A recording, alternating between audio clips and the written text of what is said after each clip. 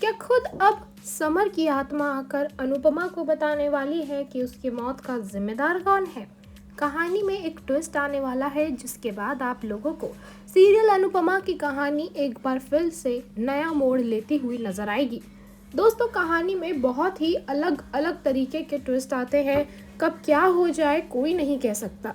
फिलहाल बहुत ही ज़्यादा इमोशनल ट्रैक अनुपमा में चल रहा है जिसमें अनुपमा का सबसे लाडला और प्यारा बेटा समर इस दुनिया को अलविदा कह चुका है। लेकिन हाल ही में आए नए प्रोमो की माने तो अब शो में समर की आत्मा आ रही है और समर बार बार अनुपमा को दिखाई दे रहा है और इस बार उसने वापस आकर एक बहुत बड़ा खुलासा किया है। जी हाँ, समर बार बार घर वालों को दिखता है, लेकिन घर वाले यही सोचते हैं कि हमारा बेटा वापस आ गया है, लेकिन वो सिर्फ उनके दिमाग का भ्रम होता है। ऐसे में शोक सभा जैसे ही पूरी होती है तब अनुपमा समर की बचपन की कुछ चीज़ों को बाहर निकालकर उन्हें देखकर बस रोती रहती है। लेकिन तभी वहाँ पर एक स्लेट मिलती है अनुपमा को जिसमें उसका नाम लिखा हुआ होता है। वो नाम पहली बार अनुपमा को हिंदी में उसके बेटे समर ने लिखना सिखाया था। ऐसे में वो सोचती है कि मैं एक अच्छी माँ नहीं बन सकी, मेरा बेटा मुझसे दूर चला गया, उसने मुझे मेरी पहचान करना सिखाया था।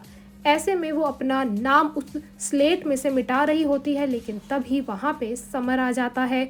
समर आकर कहता है कि जो कुछ हो रहा है वो सब कुछ गलत है, मैं ऐसा कुछ भी नहीं चाहता था और मैं बिल्कुल नहीं चाहता था कि आप लोग मेरे लिए इस तरह से रोएं। और सबसे ज़्यादा बुरा तो यहाँ पर आपको पता है माँ, आपके साथ भी नहीं हो रहा, कोई और है जो सबसे ज़्यादा यहाँ पे परेशानी में है। ये सोचकर अनुपमा और भी ज़्यादा दुखी हो जाती है कि आखिर वो कौन है जो तेरे जाने के बाद मुझसे भी ज़्यादा दुखी है, मुझसे भी ज़्यादा परेशान है। तो समर कहता है वो है बडी। बडी ने कुछ भी नहीं किया और बेमतलब का गिल्ट उनके अंदर डाल दिया है सबने मिलकर। बेमतलब ही हर कोई उन्हें गुनहगार समझ रहा है। माँ, बडी तो हमेशा मेरा अच्छा चाहते हैं, उन्होंने कुछ भी नहीं किया।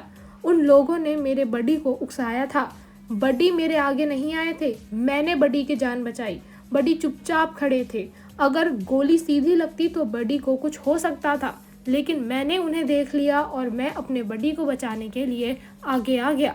अब शायद मेरी ज़िंदगी इतनी ही लिखी थी इसीलिए मैं चला गया, लेकिन इन सब में आप बडी को जिम्मेदार क्यों ठहरा रहे हैं? बडी ने क्या किया है? बडी को एक तो मेरे जाने का दुख है, आपके रूठने का दुख है, ऊपर से उनके ऊपर मेरे जाने का इल्ज़ाम लग गया है। माँ, मुझसे वादा करो कि आप बडी के अंदर का ये दुख कम करोगे और जब भी मुझे याद करोगे मुस्कुरा कर करोगे। दोस्तों, कहानी का यह नया ट्विस्ट आप लोगों को कैसा लगा हमें कमेंट्स में ज़रूर बताएं। साथ ही वीडियो को लाइक शेयर करना ना भूलें।